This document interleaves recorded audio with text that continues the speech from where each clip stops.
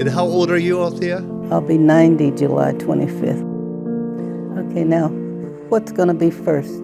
I'll ask you where you grew up and what your family was like and what your neighborhood was like. And then I'll ask you if you remember Pearl Harbor Day, December 7th, 1941. And, what you were doing, and then maybe how you met your husband, and just go from there. So, where did you grow up, Althea? I grew up in the Upper Hill District in Pittsburgh, Pennsylvania. And tell me about your family. Well, I was one of two children. My mother was divorced, and she supported the two of us. And she remarried, I think, when we were about teenagers. And what did your mother do to support you? She was a housekeeper for this Jewish family. And sometimes I was on the job with her in Mount Lebanon. And I went to school in Mount Lebanon. You went to school in Mount Lebanon? Yes, I went to Andrew Mellon Junior High School when it first opened. Wow. And then I went to Mount Lebanon High. And then I left, I came over to the Hill District when I was in 10th grade. So how would that work? Your mom, I guess, would work in Mount Lebanon. She worked there. And drop you off at school? No, we lived there. Oh, you lived there? Lived there, yes. Mm-hmm. Where did you live? On Hazel Drive. She worked for the Rosenthals. And did they live on? They lived there. Wow. So you went, because I went to Mellon and I went to Mount Lebanon High School. Oh, you did? Yeah. Mm-hmm. So this is interesting to me. Goes way back. Yeah, it does go way back. Well, when I went to Mount Lebanon, when I went to Andrew Mellon Junior High School, I was the only black child in there. I'm not surprised. And when I went to Mount Lebanon High, there were two of us, another girl and I. What was it like being the only black student? No problems. No problems. I would imagine it as being kind of lonely. No. No?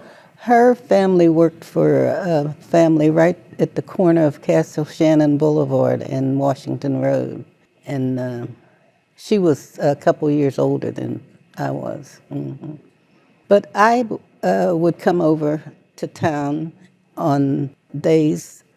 I used to go to the Y. We had a lady at the Y, Alberta Williams, and she had a group of girls, and I'd come over once a week for that, and other activities going on. And I met quite a few girls. And so then you moved back in 10th grade to the Hill District. 10th grade, and I graduated from Shenley High School in 1943, June of 1943. So where were you December 7th, 1941? Sitting in my living room doing night work. It was a Sunday. I'll never forget it. Doing what work? Night work. What's that?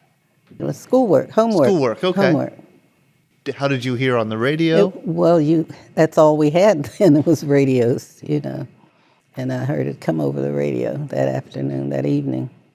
The next day, the boys started dropping out of high school, going to join service, This is at Shenley High School? At Shenley High School. You graduated in 1943? Yes, June 1943. And what did you do after you graduated high school? Well, the war was on, and everyone was going to Washington, D.C., so I was able to get a job in Washington. I was a clerk typist, and I worked for the Maritime Commission on Pennsylvania Avenue, down from the White House. And I didn't stay there long. Well, I got married in August, and I went to Washington, D.C., I think in November. And I was down there until, I think it was May. My husband came home on leave, and he says, "I'm taking you back to Seattle, Washington." Another sailor on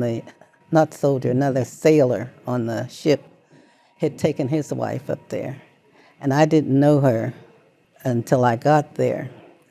Now, we left Pittsburgh on Monday morning, got in Chicago, got off of one train, right on the next train, the Great Northern, I'll never forget it. We did not get to Seattle, Washington until Thursday morning. It was a long, long train ride, and I thought we would never get through the state of Montana. And when I got to Seattle, it was like you were at the end of the world. You couldn't go any further. And that was the only time there was any activity there, is when a train came in or one was leaving, because you couldn't go any further. What was Seattle like back then? It was different to me. When Benny used to write me, he'd say, "It's raining today." Next day, we wrote every day, "It's raining today."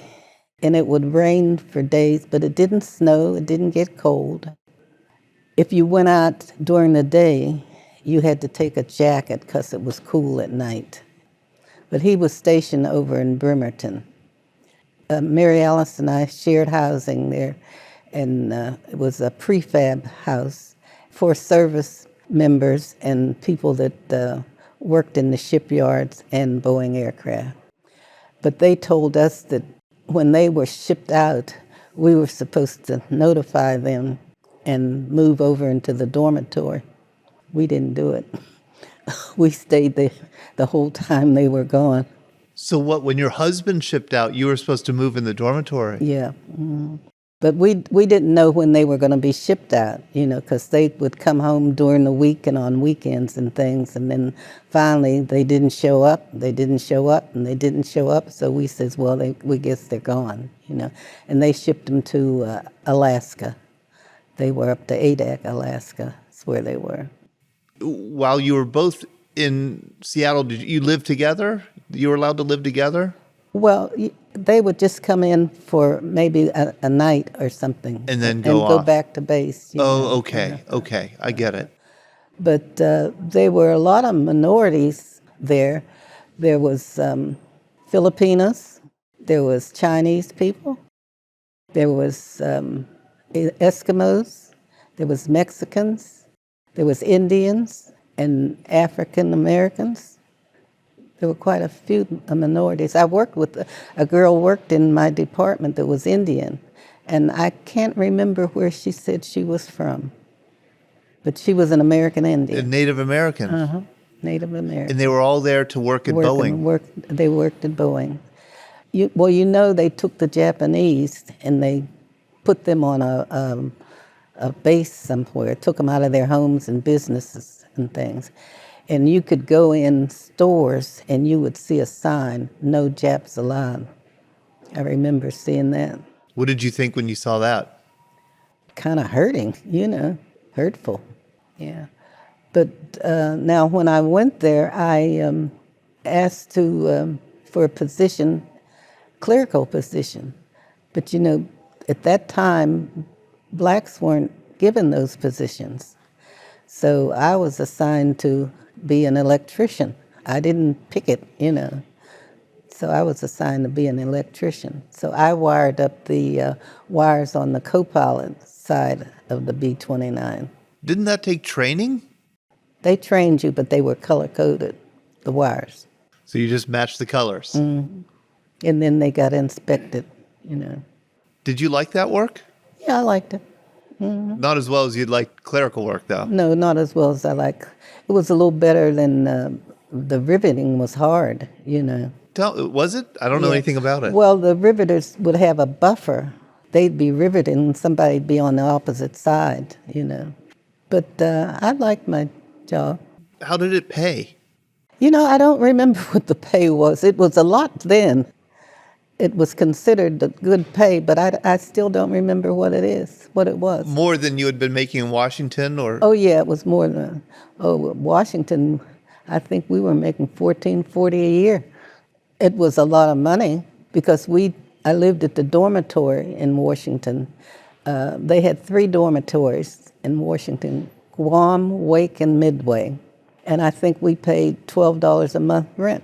Each girl had her little room, and it was very nice, little room with a bed, desk, dresser, and chintz draperies and things. We paid $12 a month rent. And you didn't have a private bathroom, in the dorm. But they had 3 dorms named after the islands. And let me ask you a little bit about Washington, D.C., because I've read that Washington doubled in size during World War II with the number of people in Washington. Mm-hmm. Just so many people went there for work. What was it like going from Pittsburgh to Washington? Did you like it? Well, when I went down, My mother, of course, had to have some place for me to live. And she knew somebody in Washington. And at that time, people in Washington were renting rooms to the people coming down there. They were taking rooms, putting cots in them, and renting them to people coming down to work. So she had got me this room. Another girl and I went down at the same time, and she had got us this room at this lady's house. But when we found out they had a dormitory, we left the lady and we moved over to the dormitory because that's where all our friends were, But people were renting rooms all over the place. It wasn't hard for me to find my way around. We rode the buses to work and everything. And on Sundays, we'd get together and we'd go out for dinner at this one particular restaurant they had. Was it exciting to be a young woman in Washington, D.C. during those years? Yeah, to be on your own, yeah. Mm-hmm. Yeah, because I hadn't been on my own before, And you were already married when you went to Washington. Mm-hmm. Can you tell me about your husband and how you met and who he was? We went to school together. Mm-hmm. We were classmates in school. Went to school together. And he graduated the year before I did. He graduated in 1942, and he joined the Navy. Our class, we didn't have a prom because there weren't any boys. And I think this was the first class the girls didn't have long dresses. So we were hurt that way. Did your husband like the Navy? Yeah. Mm-hmm. When the war was over and they started discharging them, the way they discharged them according to age and overseas duty. And William Snowden, he was older than Benny, and he got out first. So we were going to stay in Seattle till Benny got out, but Mary Alice's mother got sick, and she had to leave. So I stayed in Seattle until Benny came out of service. I was there about 2 months longer. Your husband's name was Benny Skelton? Yeah, Benny. Ben Skelton. Mm-hmm. Okay. Benjamin Skelton. Benjamin Skelton. Mm-hmm. And did you think Seattle was an improvement over Washington? Did you like it better? I liked Seattle. It was, Mary Alice and I, we had a few friends we met, 2 sisters that were married, and we did things with them and some other girls. We went to Canada. Once we decided to go to Canada one Sunday night, and we went to Canada, for a couple of days. Vancouver. Boy, that was a clean city, very clean. And we did things with them, that we wouldn't have been able to do. And I don't remember their names, and I don't remember where they were from, because I didn't keep up with them after we left. One girl we kept up with for a while, but I think Mary Alice lost contact with her. And how many people worked at Boeing? Oh, they had 3 shifts. We worked the afternoon shift. And it was ironic because we had to wear safety shoes, we had to wear pants, we had to wear a turban on our hair. We carried a lunchbox, and when we went in, we'd have to open the lunchbox, so they'd look in it and you go in.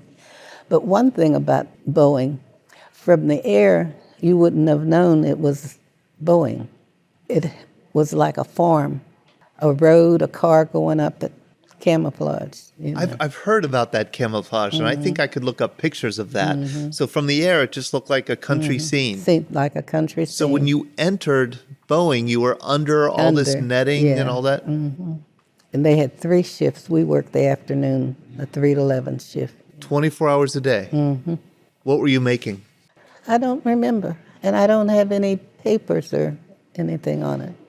But it was more than what the average person was getting. What airplanes were you making? We made the B-29s. Yeah, and Mary Alice and I would go to town sometime before we went to work. We'd go in town, do whatever we had to do. We had to ride the bus in. And where we lived, after a certain time, the buses stopped running. So if you went downtown or something at night or in the evening, you had to get back, else you wouldn't be able to get back for the transportation. But we took in a lot of shows. We did a lot of movies and shows, theaters. Althea, what was the work culture like at the plant? Was it very rigorous? Was quality control a big issue there for all the workers? Well, someone was over you and inspected your work, after you did it. Did they remind you all the time that what you were doing was very important? And Oh, we knew that. We knew that. And, they published a magazine every month or so. That's one of the things that's in my contribution here. And I saved them. I don't know why, but I saved quite a few.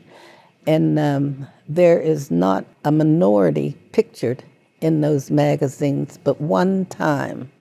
And that was, we were having a bond drive. And Rochester, Jack Benny's sidekick, he was up there. That's the only minority in those magazines. Isn't that amazing? Mm-hmm. And there's quite a few of those in there. It's like you guys were erased from the history. Mm-hmm. Yeah. but you said there were quite a few minorities working. Yeah, there were quite a few minorities. But we couldn't belong to the union or anything. So there was a union, but what, white women could belong to it? Yeah, but not minorities. So Chinese women No. So I assume your pay was different then, right? The white women got paid more? I don't know. Did you ever talk to the white women or men? Yeah, we talked, but I don't think we talked about wages, But were you friendly with them or no? Oh, yeah. Yeah? Yeah, it was friendly. Did anybody try to unionize you at all? Not at that time, no. Because by law you were supposed to be paid Yeah. the same. But I wonder if But that happened. I don't know. I don't know. I haven't the slightest idea what we was paid, but it was more than the average person working somewhere else. I read just now you were making these B-29s, which were enormous airplanes. You must have been stunned to see one of these things. Oh, yeah. They had one B-29 that was signed all over. And they were enormous. They were enormous. And you made, at that plant, 362 a month? They were steady rolling them off of the assembly line, having 3 shifts. And I don't know how many assembly lines, but they were lined up, and So it was a number of assembly lines, yeah, all number- making B-29s. All making B-29s. And you worked on one of those assembly lines. Well, they would move the plane up. It would be at this station for certain things, and then it would move up to another station for something, and then it would move, And so then you would climb aboard into the cockpit, Climb in the cockpit, and you'd do your wiring, do your wiring. climb And back then out. there was, I remember there was a Chinese man. He was a little small fella, and he worked in a squatted position all the time, and he was wiring up something along the side of the plane, on the wings or something. But he was always I don't know how he did it that long in a squatted position. When they brought it up and they stopped it, was there like a team of you that would then go inside and do all your Yeah. work? And then, and how Whoever many of had- you? Well, I was in the front. I don't know what was going on in the back. I was in the front on this one side. How interesting. Yeah. I remember there was that Chinese man, and he always worked in that squatted position. There was a lady that worked up there wiring something, an older lady. She was very cranky. She didn't want us there. She didn't want the Chinese fella there or me there either, But I didn't have any problems, She didn't want you there because of your race? Yeah. Did you encounter any other races? No. Really? She was the only one. So she was a cranky old she white was woman. She was an older lady, and she didn't want us there. But she couldn't do nothing about it. Were there any things that went wrong in the manufacturing that you were aware of? Not that I was aware of. Because the B-29 had a lot of problems. Had a lot of problems. Yeah. The engines caught fire. But everything was kind of smooth sailing on your end in the Yeah. manufacturing. Yeah, they had a sandblasting section. They sandblasted the motor mounts, and You mentioned that you knew that your job was important. And that was something you guys thought about as you worked? I mean, Oh, that yeah. you knew this was important Yeah, work? it was, The it war was effort. important, the war, we wanted the war over. We just knew it was important. You didn't have to tell us. We knew. Did you know what the B-29s were doing?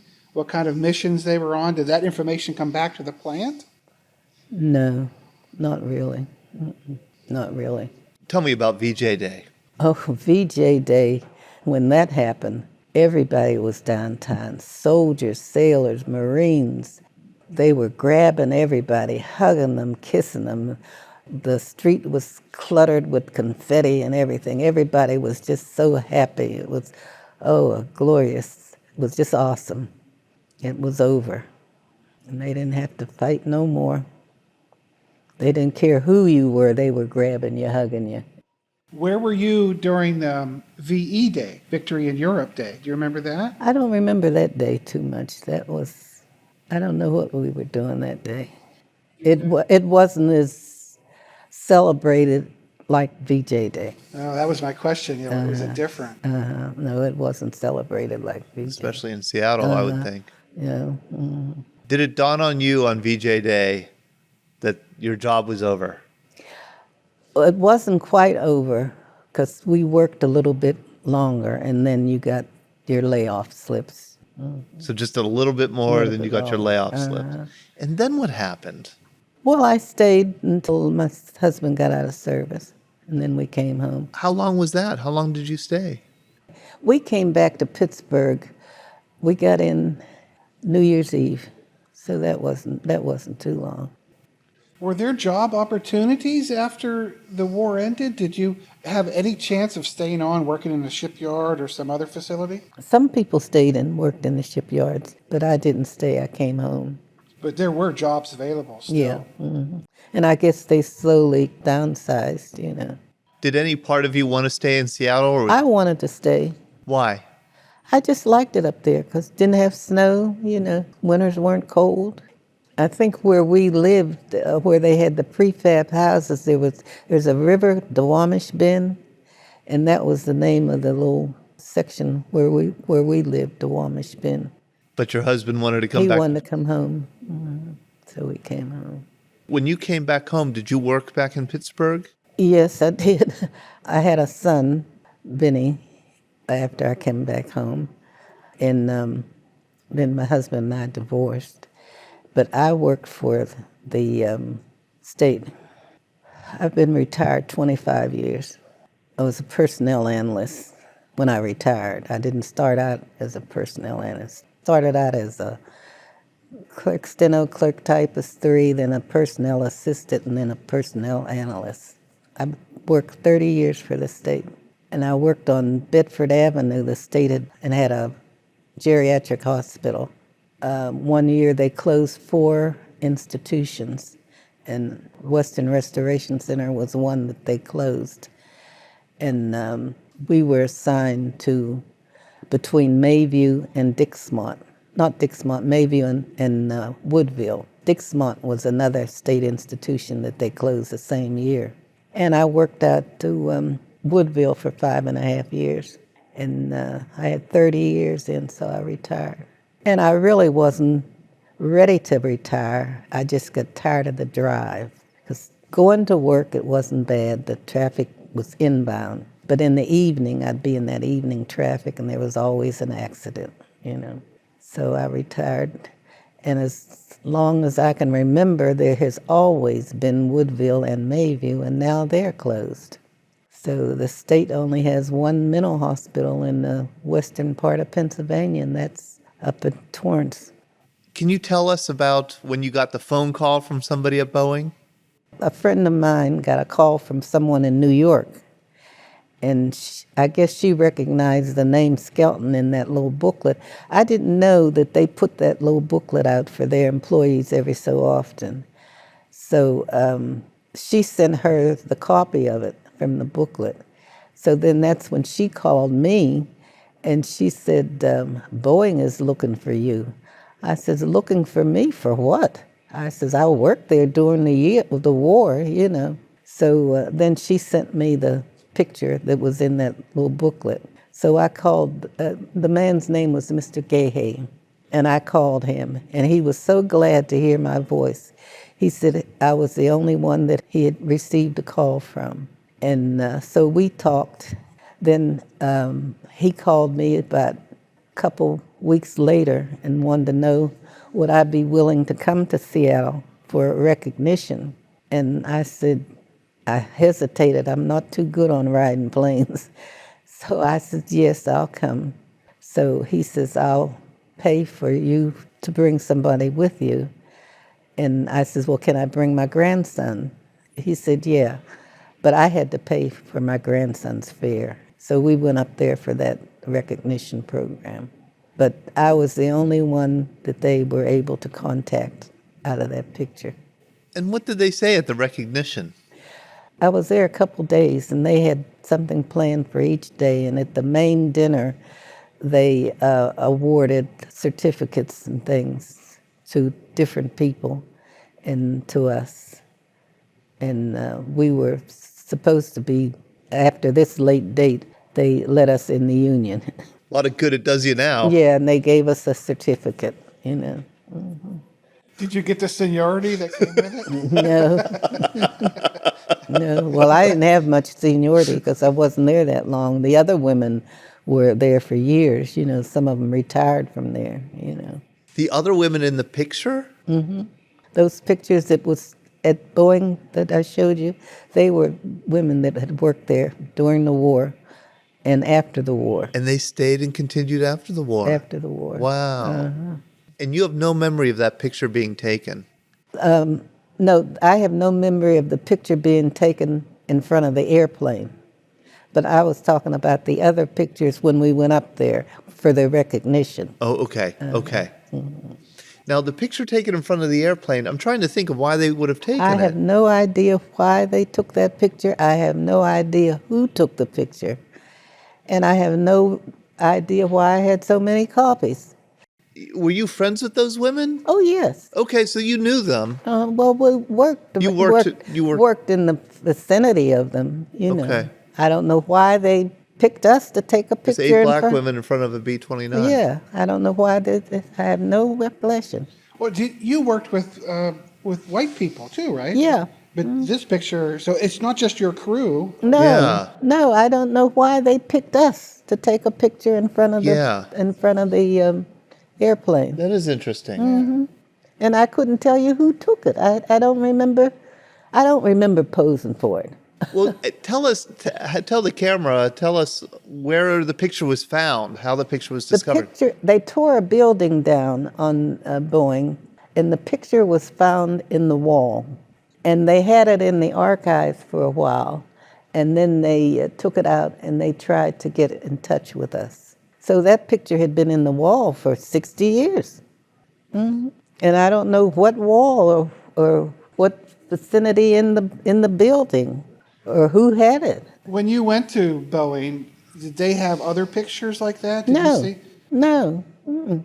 That's the only one I know of. But I have no idea why they took it or who took it or why they gathered us 8 women to take it. You worked at Boeing for just a short time, a long time ago. Mm-hmm. Did that experience have an impact on you in any way? Kind of a lasting, it sounds like a great adventure for a young woman. It was. I was young when I went there, and what was I, 18 or 19?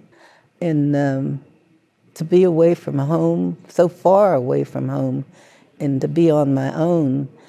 But I was glad I was with Mary Alice and her husband. They were a little older than me. I think she was 8 years older than me. And I learned a lot from them. And we stayed friends for years. They didn't have any children. They adopted a daughter. We stayed friends for years, and then finally she passed quite a few years ago. But I learned a lot, you know. By being up there, we did constructive things, you know. We went to nice theaters and plays, and we'd go out for dinner on Sundays, and I enjoyed it. Has anybody ever recognized your contribution to the war effort? Several years ago, they had Black History Month, and I was in the Courier. They recognized it in the Courier. So they did an article on you. Yeah, in the Courier. Other than that, no. Because you're a Rosie the Riveter. Yeah. Oh, really? People would love to meet you. Sure. Oh, gosh, yeah. A lot of the veterans that we talk to, who were fighting on the front lines and so forth, they all say they could not have done what they did if it weren't for folks like you, who were back in the States building the aircraft and munitions and so forth. So they are grateful, believe me. We hear that all the time, how grateful they are. And it was also so unusual for a woman to be working on an assembly line. Oh, there were a lot of women. I know. But before the war, I read this 1% of the aircraft workers in this country were women. 1%. During the war, 65% were. Well, I guess I wouldn't have been up there if it hadn't been for Snowden and Mary Alice, because he took her up there, and she was working. And we lived together, shared housing in this prefab house. I couldn't even cook. She says, well, you're going to learn. Did you learn? I learned. You learned? She says, I'm not cooking all the time, How did he get up there? He was a sailor. So he was stationed there. He was on the same ship as my husband. Okay. was. And Mary Alice says, well, you'll cook one week and I'll cook the next week, And, back then things were rationed because shoes were rationed. We'd go to town. There was an Andrew Geller shoe store downtown. We used to buy shoes, and shoes were rationed. We'd get up and go down in the morning, and we'd stand in line to get in the store. And sometime by the time we got to the door, they've sold their quota for the day. So we'd go home, and then we'd go back down another day, stand in line, get in, buy shoes. So that was a scarcity because of the war. Yeah. You had a really good standard of living, relatively, in Seattle working for the company. Were there other kinds of hardships that you faced? I don't think so. Food was rationed, absolutely. Yeah, You used rations. Sugar was rationed. Shoes was rationed. I know my grandmother used to send me her stamps because she wasn't buying shoes, You were not allowed to do that, Althea. Well, she did. You might get another phone call. Yeah, that's right. After they see this. I forgot to ask you this. What did your mother think of you going all the way to Seattle? She was for it. She was. Yeah, she was for it. I came home once while I was up there. She got sick, and I came home once. That's a long trip. To come It home. is a long trip. I tell you, we left here Monday morning, changed trains in Chicago, got off of one train right on the next one, and didn't get to Seattle till Thursday morning. And we went through Yellowstone National Park, I remember, and we got off the train and was taking pictures, and the conductor came over and said, you have to put that camera away, you're in a restricted area. Really? Yellowstone was restricted? Or why? I don't know where or when. We stopped somewhere, and on the back of the train, they had a lot of Mexicans. I don't know where they were taking them, and I don't know when they discharged them from the train, because they had sombreros on and the hats. Really? There was a Bracero program importing Mexican workers during the war. Oh, was there? Yeah, there was. I wonder if they were a part of it. I don't know. Because there was such a scarcity of labor here on the home front. There was a kind of a guest worker program bringing Mexican workers in. But it was interesting going through Montana. It was just so long to get across that state. So you got to Seattle because your friend's husband was stationed there. When you were there, was Boeing recruiting workers from around the country? And they were going out and saying... They were recruiting people from all over the states. Because during the summer months, some people in the South, these teachers, would, when they were off, they would come up there and work during the summer months and then go back, when school opened. Oh, how interesting. They would just work in the summer. During the summer, yeah. They recruited people from all over the states. And there were people from California. I think there were some movie stars that used to come up, keep from going to the war. They worked there. they got out of military service. Yeah, they worked in supervisory positions there. Did you see a lot of that? People that were trying to escape the war effort? I mean, the actual combat or military coming to work at Boeing? Well, I just know that they were there. I just wonder how much of that went on. Probably quite a bit. Yeah. And in Pittsburgh, too, in the steel mills. Oh, really? Yeah, because if you got a certain job in a steel mill, you would be exempt from military Oh, service. military So service. people like those jobs. Well, thank you so much, Althea, for coming to do this Quite interview. welcome.